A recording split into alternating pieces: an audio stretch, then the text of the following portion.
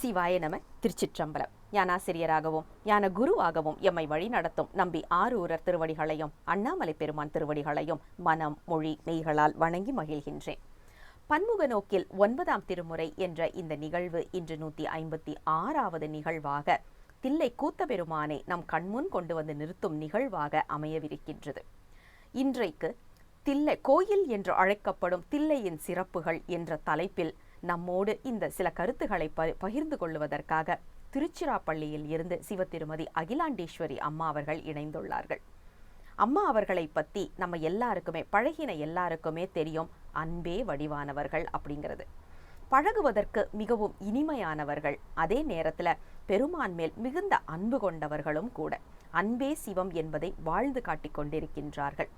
திருமுறைகள் சித்தாந்தம் என்றால் முதல் மாணவியாக அமரக்கூடியவர்கள். அதே நேரம் திருமுறை பாட வேண்டும் அப்படின்னு சொன்னால் முதல் ஆளாக நான் பாடுறேன் அப்படின்னு சொல்லிட்டு ஓடியே வர்ற அந்த அளவுக்கு ஒரு ஆர்வம் உடையவர்களும் கூட. அப்படிப்பட்ட அம்மா தான் இன்று நமக்கு தில்லையின் சிறப்புகளை நமக்கு எடுத்து சொல்லுவதற்காக வந்திருக்கின்றார்கள். தாமதிக்காமல் தில்லையின் சிறப்பை பற்றி கேட்போம் என்று சொல்லி அம்மாவிடம் மேடையை ஒப்படைக்கின்றேன். சிவாய நம. திருச்சிற்றம்பலம். சிவாய நம. திருச்சிற்றம்பலம். தென்னாடுடைய சிவனே போற்றி, எந்நாட்டவர்க்கும் இறைவா போற்றி. அருள்மிகு அகிலாண்டேஸ்வரி உடனாய ஜம்புகேஸ்வர பெருமான் திருவடிகள் போற்றி போற்றி. வானைக்காவில் வெண்மதி மல்கு புல்கு வார்சடை, தேனைக்காவில் இன்மொழி தேவி பாகம் ஆயினான். ஆனைக்காவில் அண்ணலை ஆனைக்காவில் அண்ணலை அபயமாக வாழ்பவர். ஆனைக்காவில் அண்ணலை அபயமாக வாழ்பவர். ஏனை காவல் வேண்டுவார்க்கே ஏதம் ஏதும் இல்லையே. திருச்சிற்றம்பலம். 9ஆம் திருமுறை பன்முக நோக்கில் சிந்தித்து அதனை செம்மையுற செய்து கொண்டிருக்கும் சிவ திருமதி லாவண்யா அருள் அவர்களுக்கும் தஞ்சை தமிழ் பல்கலைக்கழக தமிழ்துறை தலைவர் கோப்பா நல்லசிவம் ஐயா அவர்களின் திருவடியை மனம் மொழி மெய்யால் வணங்கிக் கொள்கிறேன். இன்றைய சிந்தனையில் அடியேனுக்கு சிந்திக்க வாய்ப்பளித்த அனைவருக்கும் நன்றியை தெரிவித்துக் கொள்கிறேன். இன்றைய சிந்தனையில் திருவிசைப்பா திருப்பல்லாண்டு அருளி செய்த 9 ஆசிரியர்களின் திருவடிகளை போற்றி வணங்கிக் கொள்கிறேன். திருச்சிற்றம்பலம். செம்பொன் மணியம்பலத்து நிறுத்தனார்க்கு திருவிசைப்பா உரைத்தவர் தந்திருப்பீர் சொல்லில்.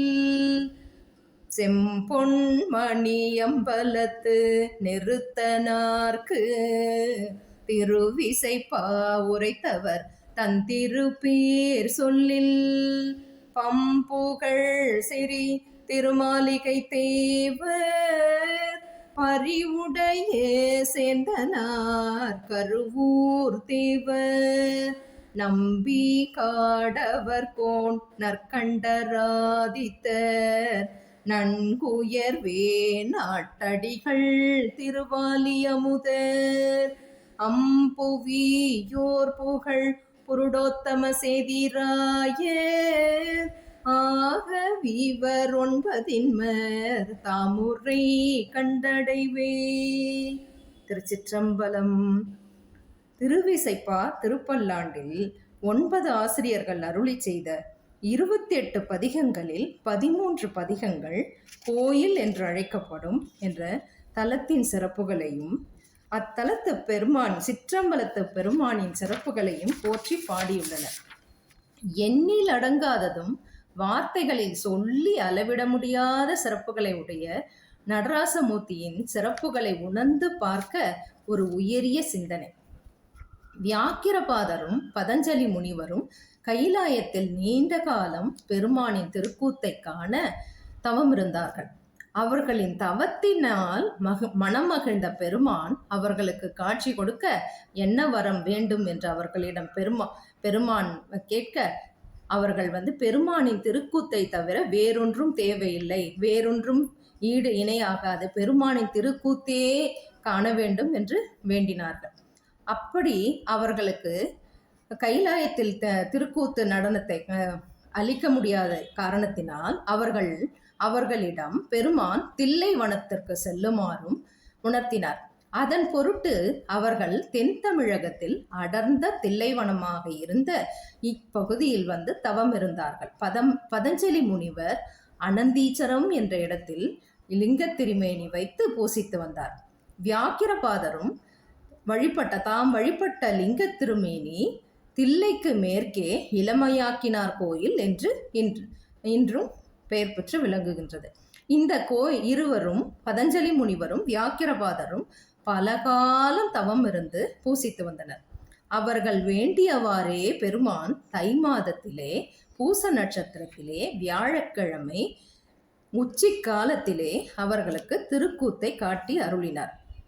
முனிவர்களும் தேவர்களும் திருக்கூத்தை கண்டு கழித்தனர். அந்த திருக்கூத்தே ஆனந்த நடனமாகும். தேவர்கள் பூமாரி பொழிந்தனர்.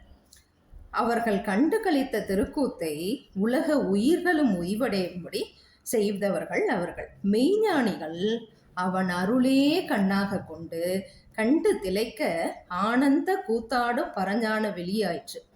ஊனடைந்த உடம்பின் பிறவிதான் தான் அடைந்த உறுதியை சார ஆதியும் நடுவும் முடிவும் இல்லாத அற்புத தனி கூத்தாடும் இடம் சிதம்பரம்.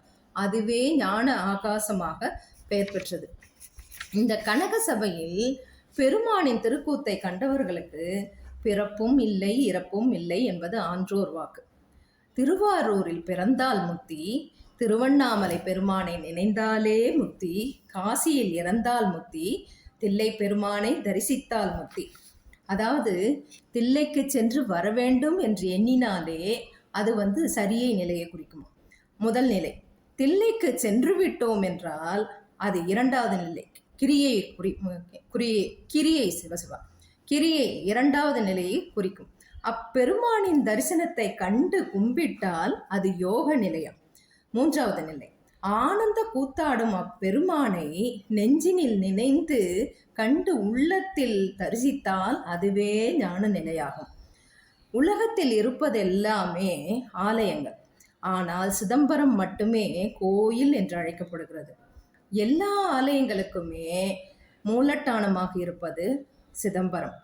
அந்த எல்லா ஆலயங்களின் இறைகளும் அதனுடைய கலைகளும் ஒடுங்கும் இடம் சிதம்பரமாகும். அதாவது அர்த்த ஜாம பூஜையின் போது சிதம்பரத்தில் இக்கோயிலுள் தான் எல்லா ஆலயங்களின் இறைவனும் கலைகளும் ஒடுங்கும் இடமாக இருக்கின்றது. அந்த அர்த்த சாம பூசை நிகழ்வில் கலந்து கொண்டால் உலகத்தில் உள்ள எல்லா ஆலயங்களின் சிவபெருமானை வழிபட்ட பேறு கிட்டுமா. அதாவது பெருமானின் சிவ தாண்டவங்கள் 108 தாண்டவங்கள் இருக்கின்றது. அந்த 108 தாண்டவங்களில் 7 தாண்டவங்கள் சிறப்பு. அந்த 7 தாண்டவம், முதல்ல ஆனந்த தாண்டவம், அடுத்தது சந்தியா தாண்டவம், அடுத்தது 3வது உமா தாண்டவம், 4வது கௌரி தாண்டவம், 5வது காளிகா தாண்டவம், 6வது திரிபுர தாண்டவம், 7வது சங்கார தாண்டவம். அப்பேற்பட்ட பெருமான், நடராச பெருமான் எழுந்து அருள் புரிகின்ற இடம், அந்த பிரம்ம பீடம் எப்படி இருக்கின்றதுன்னா அதனுடைய சிறப்புகளை சொல்லி அளவிட முடியாத சிறப்புகளோடு இருக்கின்றது.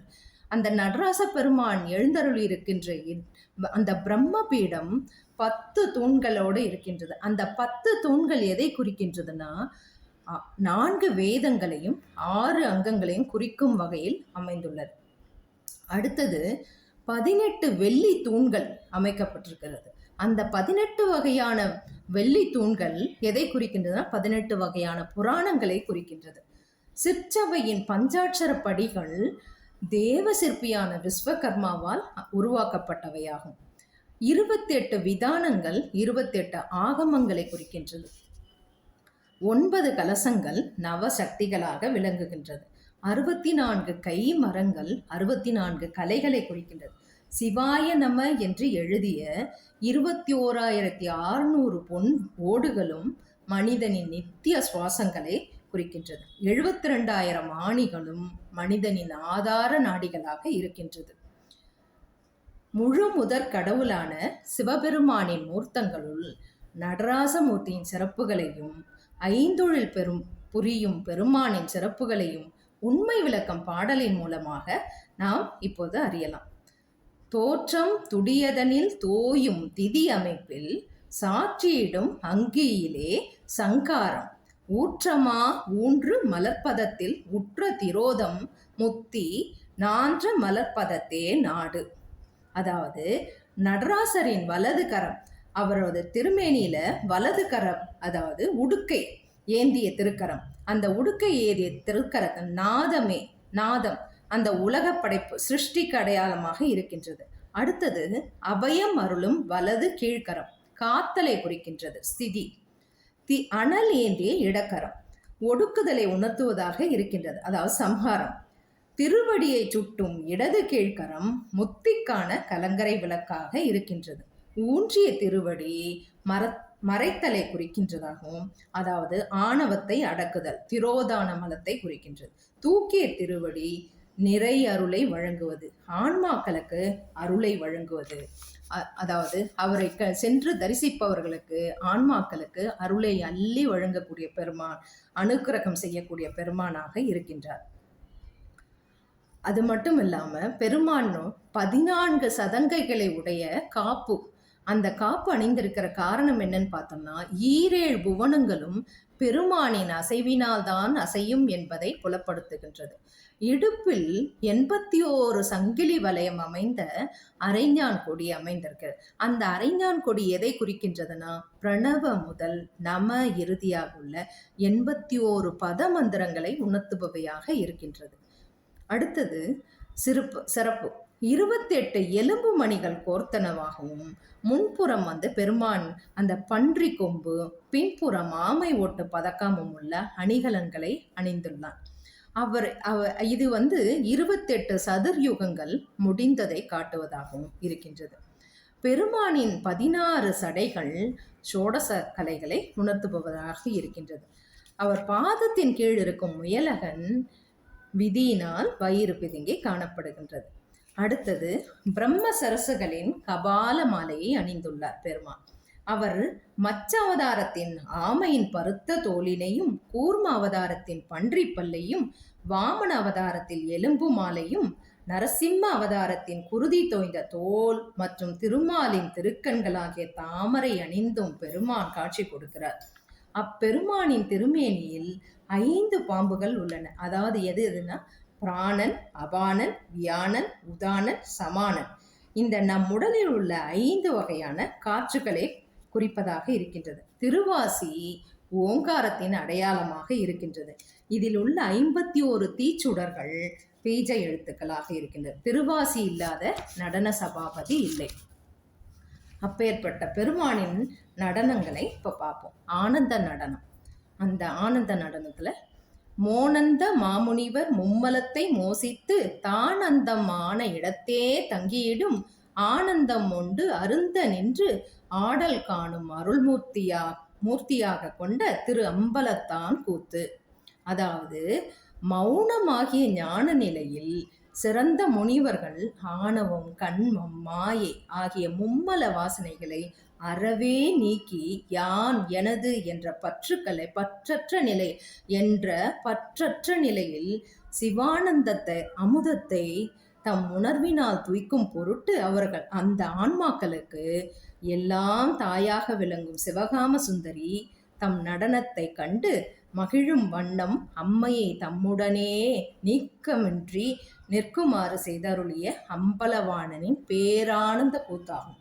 இந்த கூத்தையே சுந்தரர் பெருமான் எப்படி சொல்றாருன்னா, அந்த திருத்தில்லைக்கு சென்ற போது பெருமானை கண்டு தரிசித்த போது அவரோட 5 பேர் அறிவும் கண்களே கொல்ல என்பதனை ஆனந்த எல்லையில் தனிப்பெரும் கூத்து என்று சேக்கிழாரின் பாடல் மூலமாக அறிந்து கொள்ள முடிகின்றது. பெருமானின் நடனங்கள், அதாவது ஊன நடனம் சகலருக்காக நிகழ்த்தப்பெறுவது, ஞான நடனம் சத்தினி பாதரை ஞானத்தில் செலுத்துவதற்காக நிகழ்த்தப்பெறுகின்றது. ஆனந்த நடனம் பரமுத்தி நிலையில் முத்தற்கு செய்யும் உபகாரம். அடுத்ததாக பிறப்பருக்கும் பெருநடனம். பறையிடமா நின்று மிகு பஞ்சாக்கரத்தால் உரை உணர்வுக்கு எட்டா ஒருவன் வரைமகள்தான் காணும்படியே கருணை உருக்கொண்டு ஆடல் பேணும் அவர்க்குண்டோ பிறப்பு. அதாவது இந்த ஒப்பற்ற பரம்பொருளாகிய நம் சிவபெருமான் தன் திருவருளையே ஆடல் அரங்காக கொண்டு திருநடனம் புரிகின்றார். அந்த திருவருளையே உருவாக கொண்டிருக்க விளங்குகின்ற பெருமான் அவர் எப்படி இருக்கிறார்னா, மந்திர வேந்து எனப்படும் திருவைந்தெழுத்தியே அருட்திருமேனியாக கொண்டு அவன் அருளையே அம்மையாக அவனது திருக்கூத்து அம்மையே அந்த அதாவது அருட்திருமேனியாக எப்படி இருக்கிறார்னா, மந்திர வேந்து எனப்படும் திருவைந்தெழுத்தையே அருட்திருமேனியாக கொண்டிருக்கிற பெருமான். அந்த பெருமானின் திருக்கூத்தை அம்மை காணும்படி ஆடுகின்றார். அந்த திருக்கூத்தை விரும்பி தொழுபவர்களுக்கு மீண்டும் பிறப்பு இல்லை. ஆனா நம் திருநாவுக்கரசர் எப்படி சொல்றாருன்னா, இந்த பெருமானின் திருக்கூத்தை கண்ட பின் மனித பிறவியும் வேண்டுவதே இந்த மாநிலத்தே என்கிறார்.